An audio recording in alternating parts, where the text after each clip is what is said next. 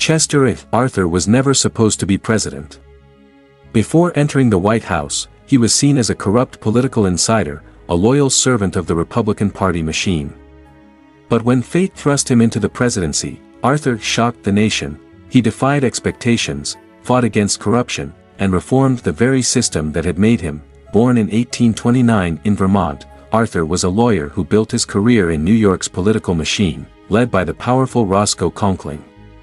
He thrived in a world where party loyalty determined power, eventually rising to become collector of the Port of New York, one of the most lucrative positions in government. But when President Rutherford B. Hayes removed him as part of a crackdown on corruption, Arthur's loyalty to the party remained unshaken. In 1880, he was chosen as James Garfield's vice presidential running mate, a decision meant to satisfy the powerful party bosses.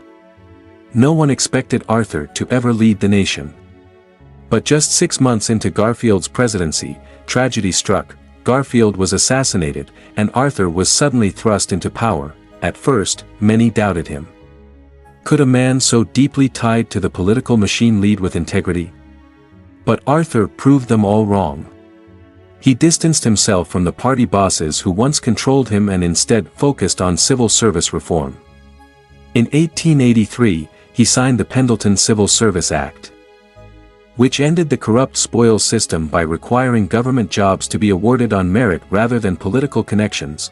Arthur also worked to modernize the U.S. Navy, laying the foundation for America's future military strength.